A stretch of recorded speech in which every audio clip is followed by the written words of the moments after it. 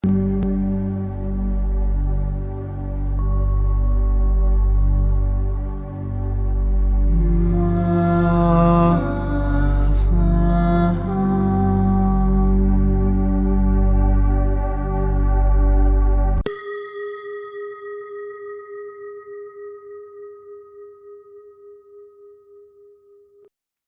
qui suit est la transcription d'un échange entre Mathias de Stefano, désigné ici comme moi, et son soi supérieur désigné comme je suis. Dans cette capsule, la voix féminine incarnera le moi, tandis que la voix masculine représentera le je suis. Cette conversation intitulée « Pluie » a été réalisée le 1er juin 2021. Précipitation. C'est ce que j'ai ressenti hier après tes paroles. Je me précipitais vers une sorte de vide profond qui m'a donné envie d'être seule dans mon lit, déversée. Je me suis sentie comme dans une dépression qui m'a amenée à ressentir le poids d'une manière plus élégante, une condensation confuse. J'ai compris, malgré tout, ce que tu m'as dit. Être dans le vide, c'est comme être dans le brouillard, où de nombreuses couleurs, lumières et aspects se rejoignent et se reflètent les uns les autres, fusionnant au point de ne plus pouvoir être identifiés. Et j'ai compris en cela cette question si complexe. Plus on absorbe d'éléments de notre environnement, plus on est dans le vide, plus on est confus. Et c'est une bonne chose, car cela nous aide à ressentir. Eh bien, je m'ouvre à la sensation. Et ce qui est étrange, c'est que je ressens des choses tristes, sans même comprendre pourquoi. Mon corps me fait mal, comme si j'avais fait de l'exercice pendant des heures, comme si j'avais été rouée de coups. C'est la reconfiguration. Ton subconscient stocke toutes ces informations dans chaque cellule, et celles-ci sont enregistrées dans tes muscles et tes organes. Lorsque tu accèdes soudainement à ces informations, chaque cellule se contracte, car elle tente de se protéger de ces données. Et une fois celles-ci libérées, le corps se sent épuisé, car il a réellement fourni un effort considérable. C'est pour ça que le travail intérieur pèse. De nombreuses réactions chimiques se produisent en toi. Pense que tout ce que tu ressens est la seule chose à laquelle le cerveau peut croire. C'est pourquoi, lorsque tu te souviens que tu revives des situations, les informations de ton cerveau sont stockées aux côtés des données émotionnelles, ce qui fait que ton cerveau interprète ce dont tu te souviens comme étant en train de se passer, et il informe le corps d'agir en résonance. C'est pourquoi des hormones sont sécrétées, certains muscles se contractent, et tu finis par avoir mal, sans avoir rien fait. C'est ainsi que tu peux ressentir la puissance que détient ton subconscient. Ce qui s'est passé hier, je l'ai vécu comme une thérapie. Continuons donc sur ce sujet. Tu m'as dit que tu avais l'impression de te précipiter. Pourquoi? Parce que j'ai l'impression de tomber en chute libre vers une émotion que je ne reconnais pas en moi. Je n'arrive pas à comprendre cette tristesse, cette mélancolie, alors que j'ai déjà tout guéri. Comment sais-tu que tu l'as guéri? Eh bien, on voit clairement pourquoi. Toutes les choses qui m'affectaient beaucoup avant ne m'affectent plus aujourd'hui. Il y a de moins en moins de choses qui m'affectent, et ça m'énerve parfois. Donc, ça t'affecte que cela ne t'affecte plus. C'est-à-dire que j'ai l'impression de laisser tout passer, comme si je n'avais plus rien sous mon contrôle. As-tu l'impression d'avoir perdu le contrôle? Oui, j'ai l'impression que ce sont les autres qui prennent les décisions à ma place, que je n'interviens pratiquement plus dans rien, que je me contente de suivre le courant. J'avance comme si je me laissais porter. Mais tu as l'impression qu'au lieu de suivre le courant, tu tombes. Oui, Comme la pluie, lorsque les nuages et la brume se condensent davantage, ils forment de petites gouttes d'eau qui, en s'unissant, deviennent de plus en plus denses, ce qui empêche le passage de la lumière, faisant ainsi que les nuages ne semblent plus blancs, mais gris ou sombres au-dessous. C'est là que s'opère la plus belle magie des précipitations. Lorsque la densité des gouttes commence à dépasser celle de la pression atmosphérique et qu'elles traversent les molécules d'air pour tomber vers la Terre sous l'effet de la gravité, le mot pluie vient du mot indo-européen pleu, qui signifie couler. En anglais, rain provient du mot indo-européen reg, qui signifie mouiller. À l'origine, deux mots tels que arroser et irrigation. À des températures supérieures à 0 degré, il se produit des précipitations sous forme d'eau, et en dessous de 0 degré, il se produit des précipitations sous forme de neige, car l'eau gèle. Le terme météorologique précipitation vient du mot latin prae cipitare, du terme caputet, qui signifie aller la tête la première, avancer la tête en avant. Tomber la tête la première. C'est l'image que l'on s'en fait en considérant la goutte comme un petit personnage dont la tête va vers le bas à grande vitesse, formant une sphère sous l'effet de la pression de l'air, laissant un sillage derrière elle, comme un corps. La sensation de chute de l'eau provoque chez les personnes un état psychologique de chute, de dépression, où, à mesure que l'humidité se densifie, les choses tombent en raison de leur densité. C'est le poids que nous portons, caché dans le subtil, et qui, lorsqu'il se manifeste, nous fait voir et ressentir ce qui semblait auparavant inexistant, nous entraînant vers le sol. C'est ce que je ressens. La pluie a deux facettes, l'une positive et l'autre négative. Pour notre psychologie, la première fois qu'il a plu sur Terre, c'était il y a plus de 4 millions d'années, et cela a duré plus de 2000 ans d'affilée, sans s'arrêter un seul instant, car la forte condensation des éléments chimiques a rempli l'atmosphère sous l'effet de la chaleur volcanique de la surface, recouvrant le ciel, refroidissant la température terrestre et provoquant les premières précipitations qui ont rempli les océans et refroidi la planète. 2000 ans de pluie intense. Incroyable. Ça, c'était vraiment un déluge, hein? L'eau est parvenue sur cette terre par divers moyens. Elle s'est formée après l'explosion du Soleil lors de la création de notre système solaire, lorsque les éléments chimiques qui la composent, l'oxygène et l'hydrogène, ont fusionné pour former de l'eau. Mais celle-ci s'est agglomérée sous forme gelée et non liquide, liée à des roches qui ont été projetées à grande vitesse. Des comètes. Exactement.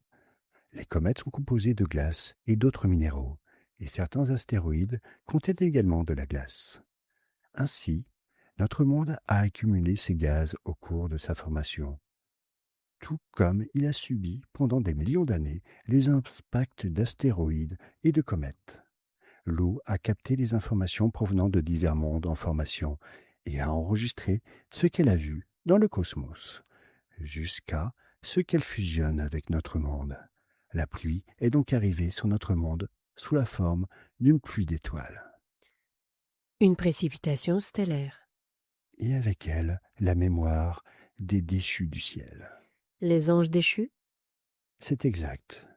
Eux, ces comètes et ces astéroïdes, étaient les anges déchus lors de la bataille de la création, qui, en fusionnant avec les minéraux de ce monde, ont créé la vie et l'ont conservée pendant des millions d'années en leur sein, dans les océans, la protégeant ainsi du monde extérieur. Et malgré la beauté de la création par l'eau, il nous reste une note amère de cette pluie, car elle nous a amenés à la matière, à vivre dans ce monde, prisonnier d'un petit fragment de l'univers, origine de toutes les histoires de ceux qui vivaient dans les cieux et se retrouvent prisonniers de cette terre, les anges déchus. La précipitation est donc interprétée négativement comme une dépression, une punition, la chute, et elle nous rappelle la rupture avec le céleste. Intérieurement, la pluie suscite la nostalgie de la défaite, les pleurs du ciel. On ne peut rien faire quand il pleut, si ce n'est regarder, contempler, se réfugier sous les feuilles ou les toits, en se protégeant jusqu'à ce que cela passe. Cette vision ancienne de ce que l'on faisait quand il pleuvait est gravée dans nos cellules comme des moments d'inactivité, de refuge, de repli sur soi, de journées passées à l'ombre. Malgré cela, lorsque l'agriculture a façonné nos sociétés, nos cultures et nos religions, nous avons vu dans la pluie le salut, l'arrosage divin pour les semailles et les cultures. Sans eau, les champs ne poussent pas, les animaux ont besoin d'eau. L'eau est un vecteur de vie pour tous les règnes de la nature. Et c'est pour cela que la pluie apporte autant d'espoir que de tristesse. Tout cela se résume dans tes larmes. Des larmes. Oh oui, ces larmes peuvent être celles de la tristesse, de l'angoisse, mais elles sont un remède pour le corps. C'est pourquoi leur chemin, depuis les yeux, s'achève au coin des lèvres. Elle arrose le champ fertile de tes mots. Libérer les larmes, les laisser couler, permet à tes mots de s'épanouir dans la vérité. Ainsi, ce que tu considères comme négatif est le fondement du positif. Tes paroles sont clairement de la magie. 1 heure s'est écoulée entre le moment où tu as prononcé cette dernière phrase et celle où j'écris ce paragraphe. Pendant ce temps, j'ai parlé à ma mère au téléphone et j'ai pleuré beaucoup. Et je continue de pleurer. Des larmes coulent sur mes joues jusqu'à mes lèvres. Au cours de la semaine dernière, je me suis tue avec elle. J'étais en colère et je ne savais pas pourquoi. J'essayais de comprendre, mais toutes les réponses me semblaient superficielles. Le plus profond que j'avais pu atteindre dans la compréhension de ma situation, c'était le sentiment que tout le monde me traitait comme un enfant. J'ai notamment dit, j'ai l'impression que je vais avoir 34 ans et qu'on continue à me traiter comme un enfant de 8 ans.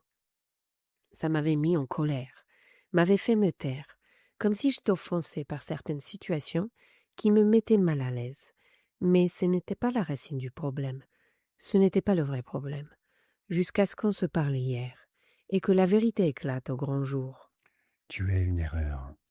Je suis l'erreur.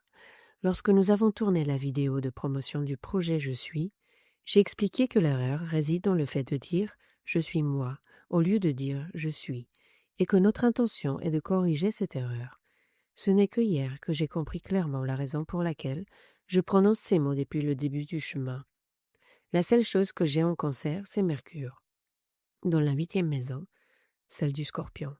Cela fait de ma communication et de la parole mon don. Enseigner la vie aux enfants, comme une enseignante de maternelle. Mais d'un autre côté, dans la maison du Scorpion, je ne fais que cacher ma communication.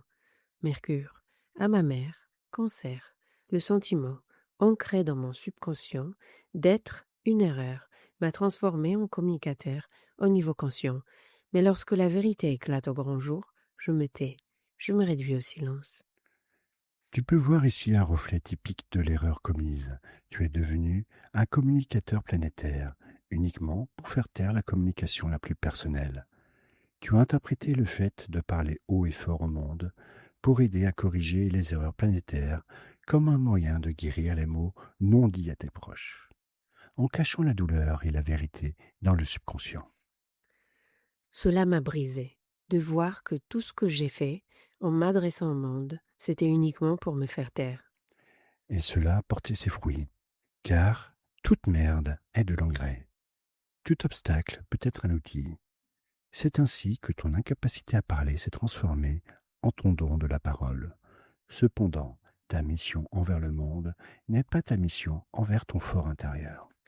Et je l'ai compris hier, quand tu as dit tout ce que tu as dit.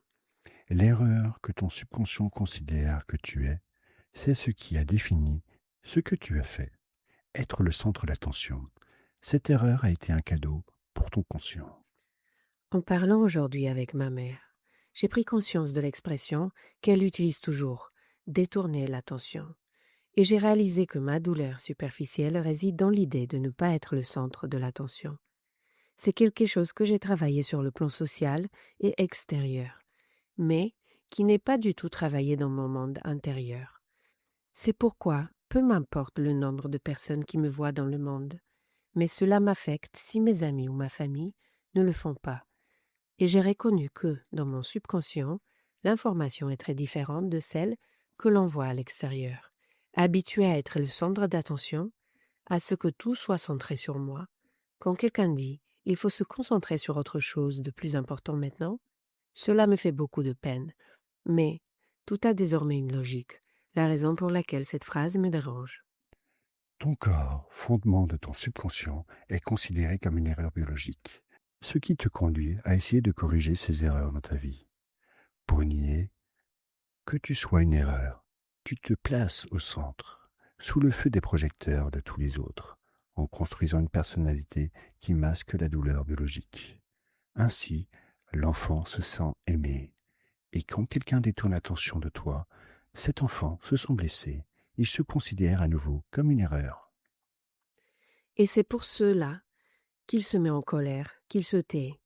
Aujourd'hui, j'expliquais cela à ma mère. Ma mère me demandait pourquoi j'avais plus de facilité à expliquer ces choses à des milliers de personnes qu'à en parler avec elle. Parce que c'est justement ton point faible. C'est ton enfant qui se sent blessé dans ton corps et un enfant dépend de sa maman. Il a peur que sa maman le rejette s'il lui dit des choses aussi douloureuses. C'est douloureux qu'on te fasse remarquer que tu es une erreur. Mais, comme je te l'ai dit, l'erreur n'est pas celle de tes parents, ni la tienne. Nous sommes tous une erreur. La biologie est une erreur. Et c'est là la clé de l'évolution. Tu ne peux pas blâmer tes parents pour quelque chose que tu ressens. Tu ne peux pas non plus leur faire porter le poids de quelque chose qu'ils ont eux-mêmes vécu. Accepter que tu es une erreur, c'est accepter que tu es en constante évolution, qu'il n'y a pas de plan et que ta seule motivation est d'améliorer cette erreur. Hier, cela a bouleversé ma vision de la vie. C'est pour ça que j'ai mal partout. Je vis ma vie en construisant selon un but, avec un plan supérieur, divin, où tout a une logique, une feuille de route à suivre, et tout à coup, voir tout cela comme une erreur, tout ce que j'ai construit comme la conséquence d'une erreur, ça m'a fait plonger dans le vide. C'est ce que tu dois faire. C'est grâce à la pluie que toutes les gouttes ont rempli les océans. Et grâce à la pluie, les montagnes se sont parées de blanc et la planète s'est refroidie. Grâce à la pluie, les ruisseaux et les rivières ont coulé, remplissant les lacs et les marais. C'est grâce à la pluie que les graines poussent, que les fleurs s'épanouissent. Lance-toi tête la première dans le vide, et tu découvriras qu'après la Grande Dépression, il ne peut y avoir que la vie. Je m'enfonce au plus profond de moi-même. Je me précipite vers ce qui est le plus caché, vers les douleurs les plus angoissantes que mon subconscient dissimule. Pour que tu puisses t'épanouir, fais en sorte que tes larmes se transforment en pluie fraîche qui nourrira tes paroles. Que les larmes silencieuses dans tes yeux arrosent les verbes qui te libéreront et feront s'épanouir ton âme. N'aie pas peur de te mettre en colère, d'éprouver de la honte, de pleurer. Les larmes sont la pluie de l'âme qui arrose les champs fertiles de ton corps. Et chaque fois qu'il a plu, ça s'est arrêté. Sachant qu'après chaque tempête se dessine un arc-en-ciel. Arrosons l'avenir avec les eaux du passé, redonnant du discernement aux couleurs après la confusion des nuages. Alors laisse pleuvoir. Je laisse pleuvoir. Ça me rappelle une chanson que j'écoutais beaucoup, entre 8 et 10 ans. La nuit dernière, j'ai fait un rêve dans lequel il y aurait un matin après de longues journées, l'éclat du soleil et la paix. De longues nuits d'amour, de pardon et de rire. C'était peut-être juste un rêve, mais ça aurait pu être la réalité. Les enfants, c'est comme s'ils semaient des graines. Il faut laisser leurs fleurs pousser. Tu ne le sais pas? Laisse pleuvoir, que le ciel lave ma douleur. Laisse pleuvoir, que ce soit la paix au nom de l'amour. À travers la pluie, j'ai vu un enfant, comme mon enfant, le fils ou la fille de quelqu'un.